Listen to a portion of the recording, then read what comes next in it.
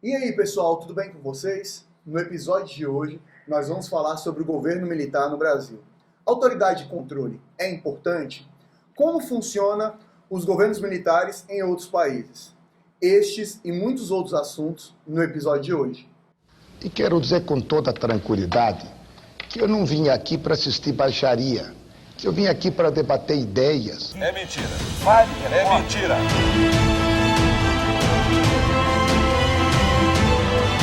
O filhote da ditadura não, senhor, aqui se não lhe dou a palavra. Mentiroso, caluniador. Caluniador e mentiroso. Ouça calado aí. Desequilibrado. Maluquista. Se você está inventando agora... Canalha você. Por favor. Então, caluniador. Pausa para os nossos patrocinadores. Gabriel, responda para nós, como sempre, o que caracteriza um governo militar? Excelente pergunta, Fábio. E nesse caso, a pergunta é excelente de verdade. Porque eu acho que esse... as outras eram Não tava mentindo agora. As outras eram mentindo, então. É porque essa é melhor que as outras. Eu vou contar logo para vocês o porquê. Porque eu acho que esse é um aspecto muito importante para a gente entender a concepção de Estado, né?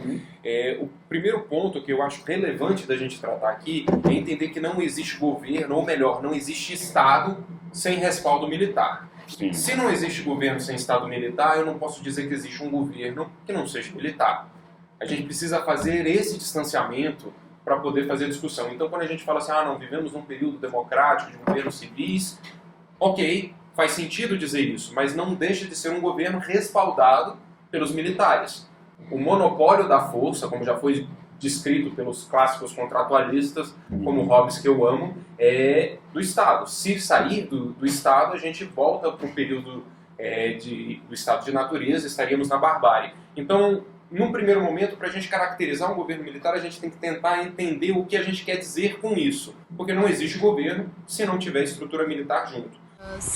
Beijinho. O que a gente quer trazer com esse questionamento é quando o governo ele passa a ser a estrutura militar a que dita as regras nas outras estruturas de governo. Então, quando vamos falar de política pública de educação, a gente vai ter um modelo só das escolas militares. Se a gente vai falar de política de saúde, só vamos ter hospitais de campanha. Nisso é que a gente poderia estar dizendo que seria um governo mais militar, estritamente. Mas quando a gente faz o paralelo com o Brasil, a gente não consegue fazer esse governo militar ao estilo militar, porque seria um modelo quase que espartano, né? O Estado funciona em prol do Exército e o Exército em prol do Estado e pronto, e acabou. A gente teve um governo que foi sucedido por representantes das Forças Armadas, os quais ditaram o funcionamento do Brasil nas regras vigentes até aquele momento, tirando a parte eleitoral, que aí fica a critério de cada um a sua opinião. Mas, a princípio, o que a gente tem que enfatizar aqui para o pessoal entender é que a estrutura militar ela é uma condição sine qua non para a existência de governo, seja democrático, seja ditadura, seja monarquia. Não existe Estado sem militares. Caramba, sine qua non. Vou beber água agora. Por favor. Professor, tira onda. Gabriel, nos ajude então um pouco aqui. No caso brasileiro, o governo militar deixou um legado de políticas públicas? Tá bom.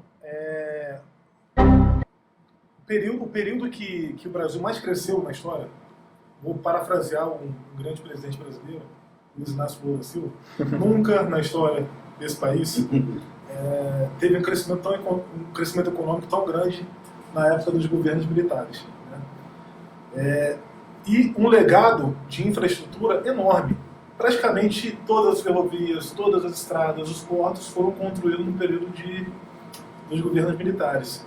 E algumas empresas estratégicas também foram criadas no governo militar. A gente pode citar a Telebrás, que deu a capilaridade para o sistema de comunicação brasileiro, que aí depois teve a privatização no governo Fernando Henrique.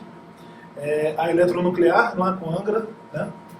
Nossa termoelétrica, onde a gente detém a tecnologia de enriquecimento do urânio, que poucos países do mundo detêm, foi isso ligado na época do governo militar.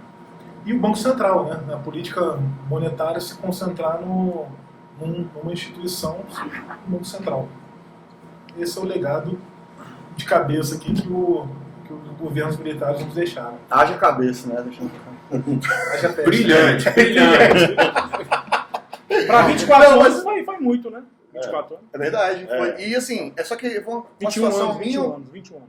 E outra, mas não foi sustentável a longo prazo, né? Porque começou a ter um clamor da população com maior participação.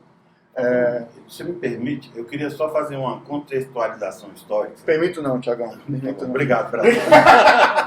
Por Mas favor, é porque cara. eu acho que é interessante a gente perceber as coisas que antecederam ao golpe ou governo militar, né, no nosso país.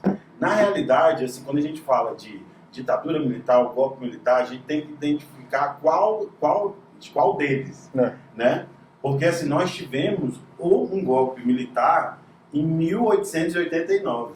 Inclusive, muita gente não fala disso, mas assim, o processo de proclamação da República foi um golpe militar, onde a elite cafeicultora, né, de São Paulo, ali tinha um acordo com a coroa portuguesa, no caso, com o Império Português, com Dom Pedro II, sobre a questão da abolição da escravatura. Essa elite era radicalmente contra no caso, a abolição da escravidão no Brasil, né? Justamente porque a mão de obra da operação deles, que no caso era o café, dependiam dos escravos. Então, é interessante a gente perceber uma coisa que muito, assim, é impressionante como que data, às vezes, indica certas coisas, né? Em 1888 foi abolida a escravidão no Brasil. Em 1889 foi a proclamação da República. Então, assim, veja só como que funcionam os movimentos, né? Aí, a partir disso, os militares tomam o poder, junto com a elite cafeicultora, e tocam o país numa ideia mais liberal, né? E tudo mais. Tanto com aquela base parecida com a da Europa.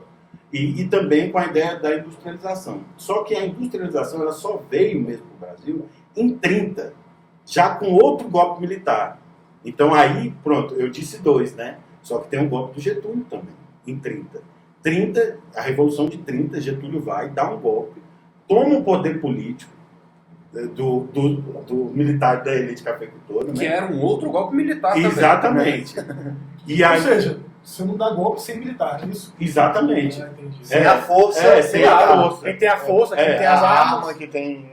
E aí é interessante, a gente percebeu o seguinte, aí isso vai, ou seja, né, de 1889, aí em 30, Getúlio dá um golpe militar nos militares, sendo militar também, né, só que com outra parte do exército, assume o poder e aí toca até 45.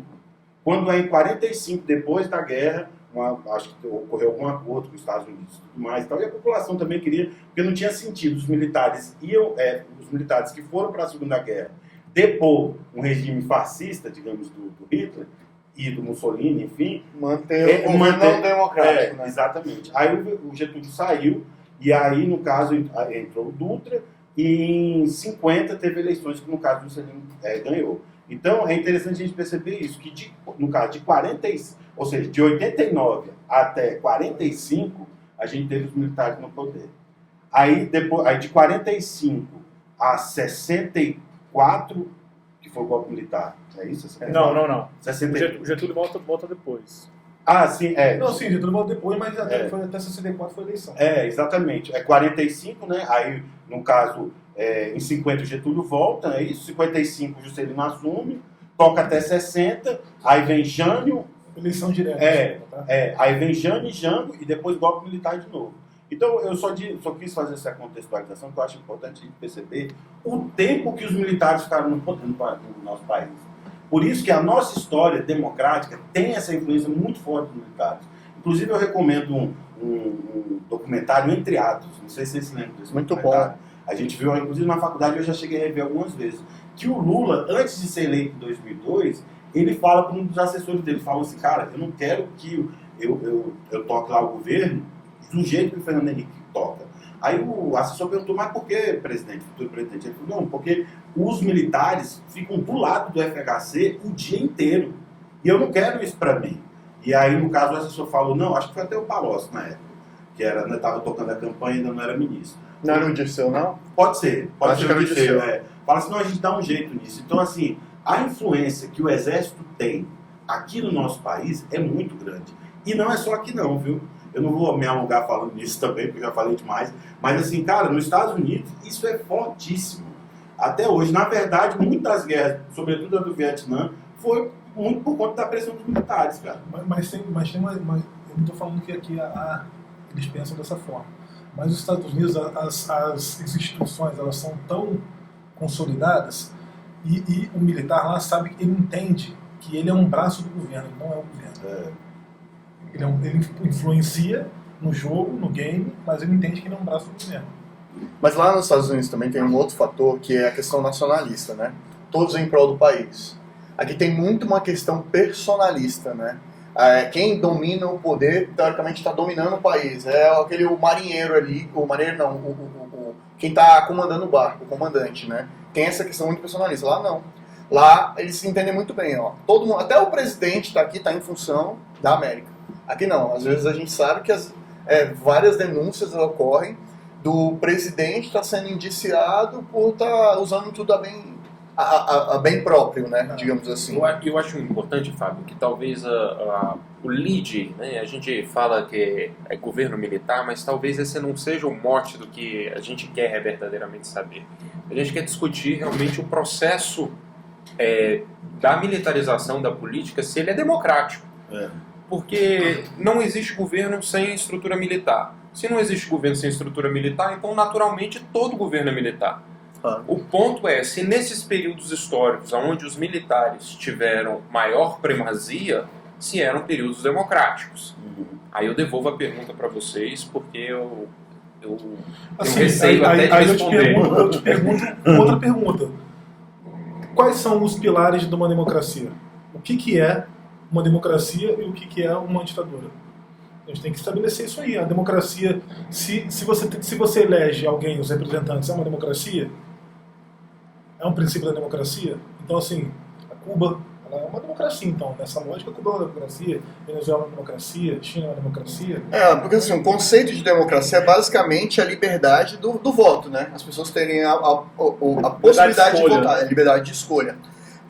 Mas aí que tá. Quando é negado, que foi o que aconteceu, pelo menos da década de 60 até 80 ali, o voto, na verdade, ele não foi, só para as pessoas entenderem, não foi suspenso, as pessoas não foram proibidas de votar. Tinham eleições que as pessoas poderiam votar. Claro, mulheres não podiam votar.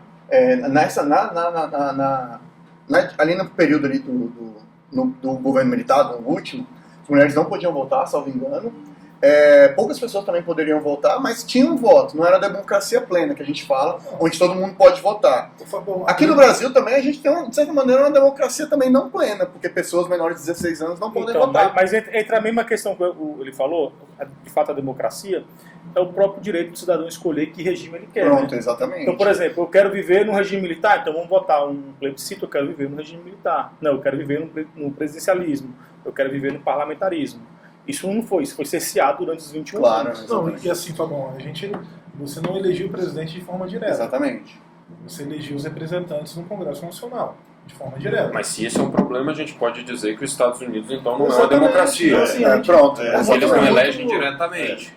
Sabe uma coisa que eu acho assim, ó, por exemplo, no caso da última ditadura, né, ou do governo, né, a partir ali do Costa Silva e do AI-5, acho que fica muito caracterizado como uma ditadura militar. Sabe? Porque antes, né, no caso, na época que o Castelo Branco assumiu e tudo mais, tinha uma parte da população que tinha esse anseio, são, né? os famosos anos de chumbo, né? Marcha da família, não sei o quê, batom só no vermelho. Vermelho só no batom. Oh, desculpa, só no batom, exatamente. Batom só no vermelho. Fala me engano, pelo amor de Deus. Vermelho só, fala me engano. Desculpa, Brasil. Então, assim, tinha esse movimento, né? Na população em si. Sobretudo porque na época lá antes, né, do caso do Castelo Branco, quem assumiu foi o Jânio, né? E o Jânio tinha aquele discurso e tal, premiou lá o Che Guevara. E aí, então assim, a população, é engraçado como isso é recorrente no nosso país, né? Essa questão do comunismo, esse medo que a gente tem e tal. Então, assim, talvez fique caracterizado assim, a partir ali do AI-5, né, com o Costa Silva, aí você pode falar, não, aí, cara, já não é uma democracia, né? Assim, por quê? Porque o direito civil foi pro ralo. E é engraçado, foi aí uma tendência basicamente ocidental, né? Sim. Assim, uma tendência ocidental. Por quê? Até o tema da terceira pergunta. Latina, não, mas eu acho que não só isso. Mas foi uma tendência baseado no governo dos Estados Unidos, que era as pessoas, o mundo, contra os vermelhos, né? Tanto que é a pergunta aqui, se o governo militar brasileiro sofreu influência dos Estados Unidos, se a gente era apenas uma estratégia para combater a União Soviética da América do Sul. Foi um pouco do que você falou. Sim. Então, se eu não me engano, foram 5 governos, né? Começou com Castelo Branco, Castelo isso? Branco, Costa e Silva, Médici, Geisel e o último Figueiredo, que fez a transição. Pois é, e então assim, de certa maneira, nesse período a gente teve um cerceamento da democracia, tá? E é um pouco do reflexo do que os Estados Unidos estavam vivendo com a Guerra Fria.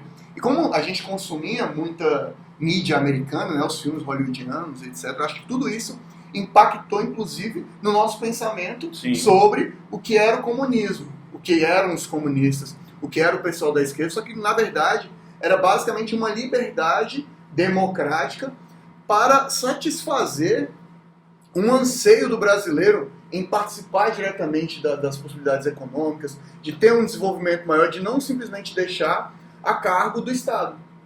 Eu acho, Fabão, que as ditaduras, aqui no caso na América do Sul, foi uma estratégia que o governo americano teve justamente após a questão da crise dos mísseis em Cuba e também da Revolução Cubana, né, que ocorreu um pouco antes. Então, assim, meio que a galera, eu acho que ficou naquele compasso, sabe? Assim, falou, pô, os caras já tomaram Cuba. Então, assim, né? Pode acontecer nos demais. Pode acontecer nos demais. Próximos aqui a gente, né? Exatamente. E tem vários documentários que relatam que a União Soviética tinha muita gente aqui no território brasileiro também, cara. Claro. Então, assim, se de um lado tem uma galera que hoje em dia fala, não, poxa, a gente estava lutando pela democracia, e a maioria das pessoas, de fato, sim, estavam lutando pela democracia, mas tinha muita gente que queria tirar aquela ditadura, digamos assim, de direita, né, e colocar a ditadura de esquerda, cara. Não, você falou uma coisa muito importante. Como os dois países tinham um modus operandi diferente, né, para poder tentar dominar o mundo, assim, influenciar o mundo, melhor dizendo. Os Estados Unidos através da cultura e da produção mesmo econômica, assim, muito novos carros, roupas, enfim, tudo muito influenciado. Hollywood, basicamente.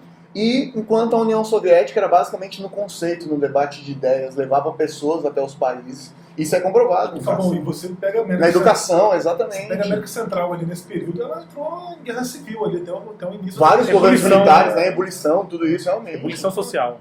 Ainda bem que a gente não chegou nesse nível. Não, e é engraçado porque a gente não consegue identificar qual período estava vivendo nos governos ali na África, né? Porque no Oriente a gente sempre teve uma influência maior ali da União Soviética, por estar muito próximo ali, mas a questão da África, que era no meio termo ali, digamos assim, no meio do mundo, eles estavam vivendo guerras entre eles mesmos, governos militares internos, até para sobreviventes de tribos ainda. Então, assim, era um outro momento muito importante. Ali foi um local quase que as pessoas ali não atacaram, ali, tanto pelos Estados Unidos nem pela União Soviética. Quando você teve aquele, mudando um pouco de assunto, quando teve aquele Lawrence britânico, como é que é o nome do cara? Churchill. Não, colonização na África. Eles firmaram alguns países e você dividiu algumas tribos e juntaram, né, em países, né? E isso causou um caos ali. Então, assim, essas guerras é muito ali com o que você falou dessas tribos que... O mapa da África é muito doido. Você vê claramente que foi dividido. Traçado mesmo. Se você observar o mapa do continente africano, eles botaram uma régua e traçaram. Pode observar. É isso mesmo. E assim, agora voltando aqui para o Brasil, vocês acreditam que essa questão do excesso de autoridade, das pessoas, dos desaparecidos, vocês acreditam que realmente foi tão prejudicial para o país, para a imagem do país, igual várias pessoas tentam colocar que isso, nossa, uns tentam defender, não, foi a melhor coisa que teve, que botou vagabundo na cadeia, colocou gente que deveria estar presa. Tinha ordem, né? Tinha ordem no país, era muito melhor no meu tempo, igual a gente escuta algumas pessoas mais velhas. O que vocês acham sobre isso? Posso responder essa pergunta? Claro. Vou me posicionar aqui. Eu queria até mandar um abraço aqui. Minha família, todo mundo sabe que meu pai é militar, meu irmão é militar, e eles são um exemplo para mim. Não, militar não, sou pai general, diferente. Eles são um exemplo para mim, é verdade. Eu fui educado nessa... Eu fui militar, para deixar claro também. Assim, são exemplos. Mas eu acho que uma vida importa. Uma vida importa. Então, assim, quando você...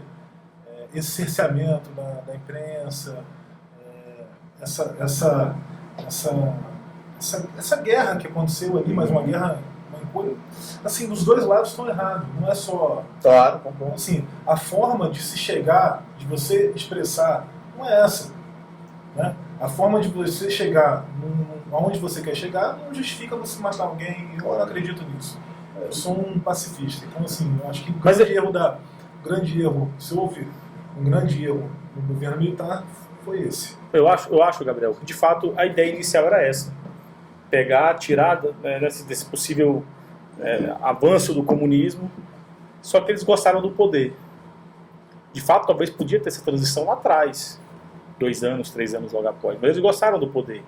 E viram que ter o poder, ter o controle é muito importante. Principalmente você vai falar que, falam, né, no governo militar não tinha corrupção. Você nem sabia o que estava acontecendo. Você não tinha, qual o mecanismo de controle que tinha sobre naquele tempo. Se você pensar que a LRF é de 2000, imagina o que faziam naquele tempo, onde eles nomeavam prefeitos, nomeavam governadores, indicavam interventores.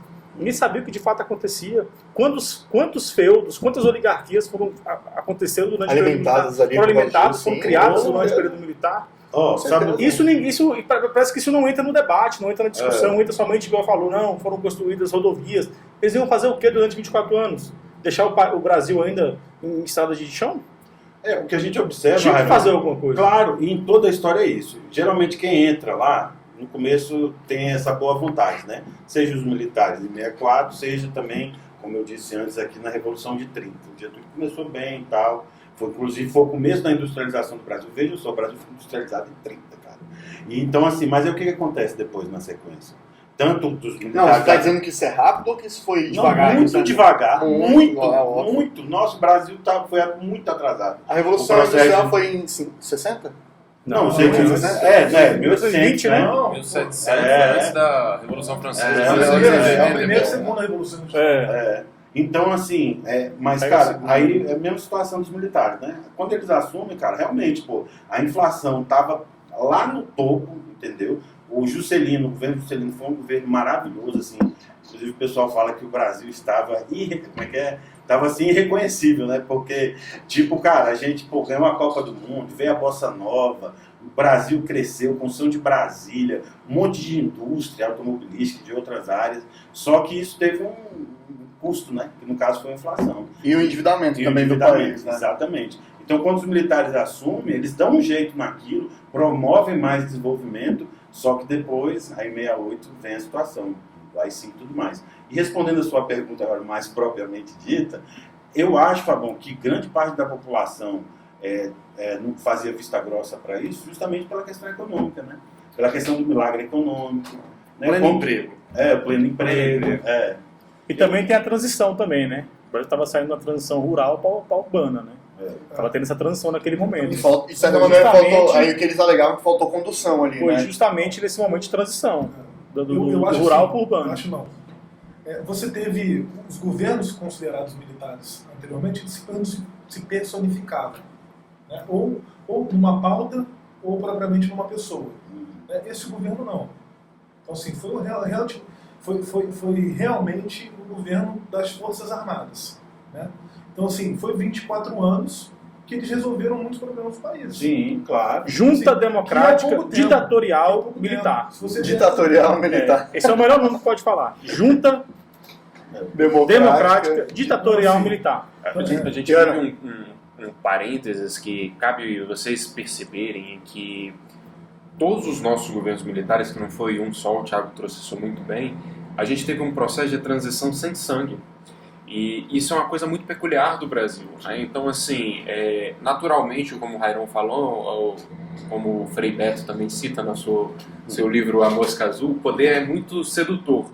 Mas esse é um mérito que a gente pode dar para as nossas Forças Armadas, né? Que mesmo seduzidos pelo poder, eles cederam todos esses processos de transição sem grandes resistência, né? Porque não houve guerra nas ruas, guerra civil, como em todos os outros lugares que teve ditaduras, foi necessário para tirar aquele regime.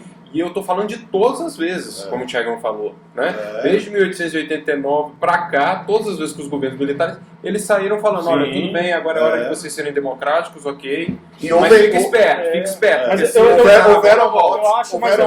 houveram mortes, teve situações ali de embates, tem os desaparecidos do Araguaia aqui no Brasil mesmo, nesse último período. Mas eu acho Então, que assim, o acordo foi muito bom para quem fez essa transição. Somente do lado dos militares. Teve acordo, teve benesses. Pode ter certeza que tem coisas ali que são bem nebulosas. Bem nebulosas. Mas como diria o Barão de Tararé, corrupção é apenas aquele bom negócio que eu não fui chamado para participar.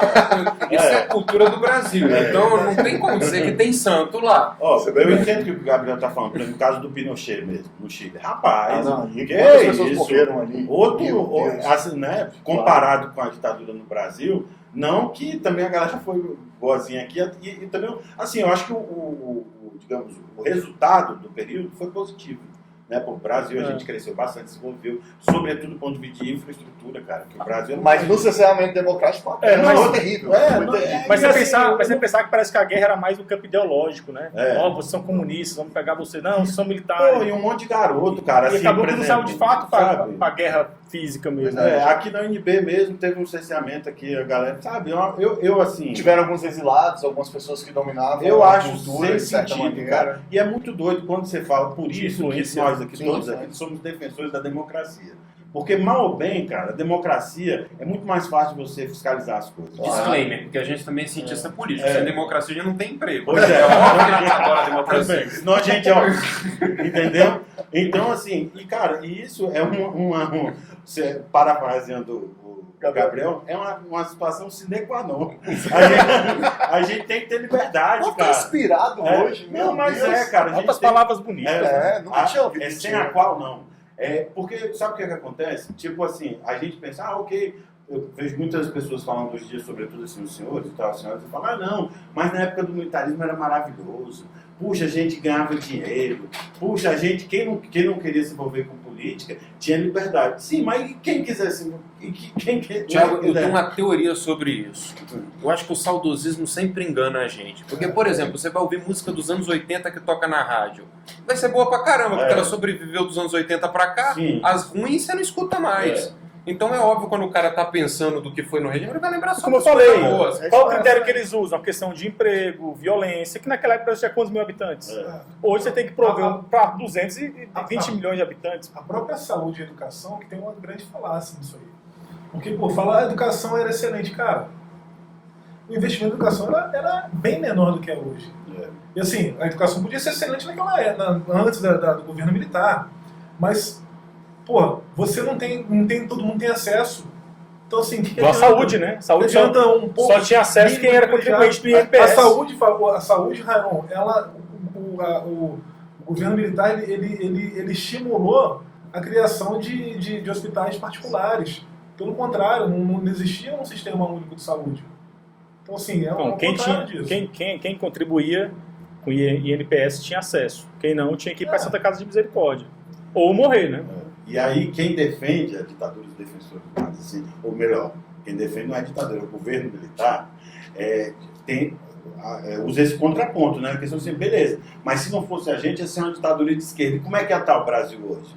Né? Também tem esse contraponto. Eles até o futuro, né? E outra coisa, assim, o Brasil tem coisa... E o que seria essa ditadura de esquerda também, né? O que seria? Exatamente. Isso é discurso ideológico. Isso é ideológico. Eu hoje, assim, eu já... Sei lá, o Biden, ele é comunista, né? O Obama é comunista, então, assim... Eles conseguiram transformar americano em comunista. É impressionante. É impressionante. Eles são feras. Eu já não escuto mais. Não, e assim, agora uma dúvida. Vocês acreditam que o governo Bolsonaro, ele está fazendo uma réplica do governo militar? Você acha que ele está utilizando... Ou vocês acham que simplesmente ele utilizou isso como argumento para poder ser eleito? Bem, eu acho que é um argumento bem complexo esse. A pergunta brilhante sua, viu? Foi melhor do que as que eu escrevi. Nosso redator. Ficou bem melhor. Eu acho o seguinte, o Bolsonaro trouxe um reconhecimento de uma construção de uma carreira de excelência no Brasil. E a gente não pode dizer, o cara como oficial superior das Forças Armadas, o cara é bom. Não tem como dizer que não. O processo de seleção dele para ele chegar até lá... É por isso que eu falei, quando o Gabriel falou assim, meu pai era militar. Eu falei, não, seu pai era general, é diferente. O pai dele foi tem uma diferença do militar para um general, para os oficiais generais. Porque ele vai sobreviver, ele vive uma vida, uma carreira, o cara entra, às vezes com 12 anos, 13 anos, já começa, 16 anos, já começa uma vida na carreira de militar e Mas- vive militar durante 50 anos, é uma outra categoria. Voltando ao que o Gabriel falou. Deixa eu devolver a palavra ao Gabriel. Acho que o Gabriel vai falar. Fala aí. Mas assim, o que eu acho assim, foi um reconhecimento. E no Brasil, infelizmente, a gente tem poucos centros de excelência de formação de profissional, seja em qualquer área. Verdade. São pouquíssimos. E as Forças Armadas é um dos mais completos. Então, é uma escolha às vezes até um pouco óbvia de você rechear o seu governo de militares, né?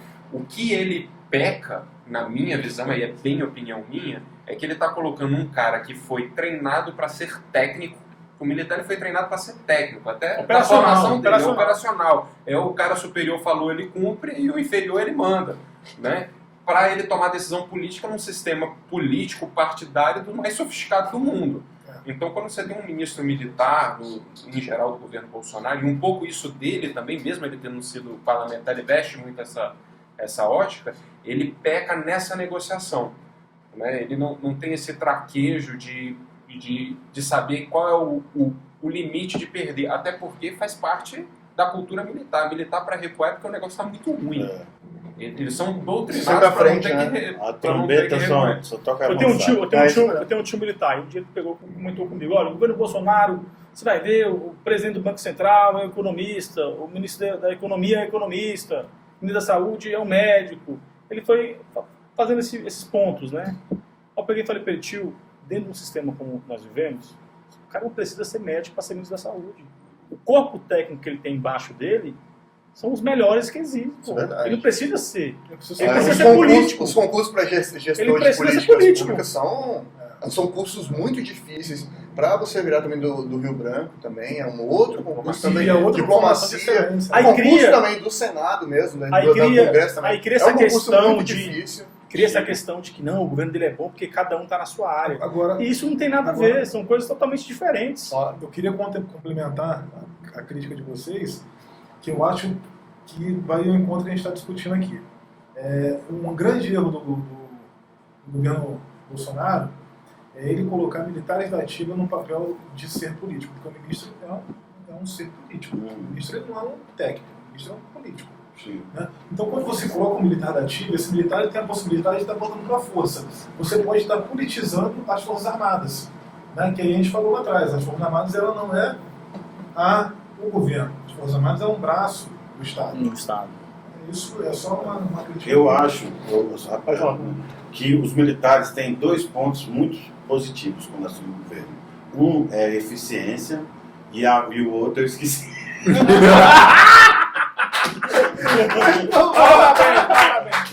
Pois é. Porque era só um, não, porque era só um mesmo. É eficiência e patriotismo. Né?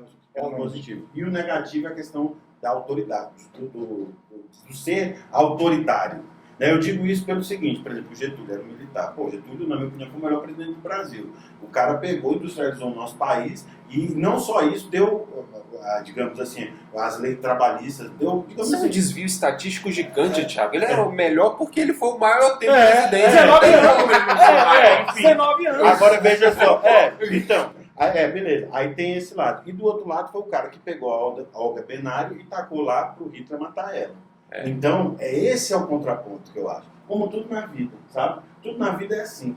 Né? A pessoa tem um ponto positivo e negativo. Ao meu ver, os militares têm essa característica. Eu gosto muito de dar o exemplo da eficiência do ministro, que na minha opinião, o melhor ministro da Fazenda que a gente teve foi o Fernando Henrique Cardoso.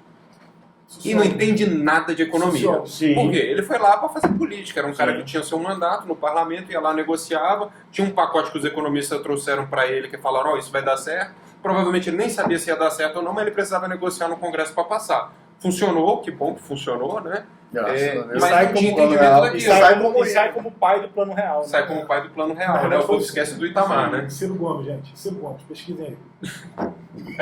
Bom, pessoal. Pausa para os apoiadores. Tiagão, tem alguma coisa para poder falar? Rapaz, eu tenho uma grande coisa para falar hoje. Você que está me vendo aí, essa figura maravilhosa, esse pedaço de mau caminho. Pedação. Eu queria falar para você, meu amigo, que vai casar. Obrigado, Brasil. Você que vai casar, meu amigo. Não, o casamento é uma data maravilhosa. É uma situação assim que vai mudar a sua vida para melhor. Mentira. Visite a R. Castro Joias. no segundo piso do Conjunto Nacional. Vá lá e compre sua aliança que você vai ver como é bom ser casado. Obrigado, Brasil. Muito obrigado a você que até agora assistiu o nosso episódio. Gostaria de convidá-los a curtir o nosso vídeo, compartilhar com as pessoas que você conhece, que tenham interesse sobre este assunto. Se inscreva no nosso canal e, claro, comenta aqui embaixo o que você achou do nosso programa, o que você acha sobre os governos militares, se realmente influenciaram ou não no país que a gente tem hoje, tá ok? Um beijo para vocês e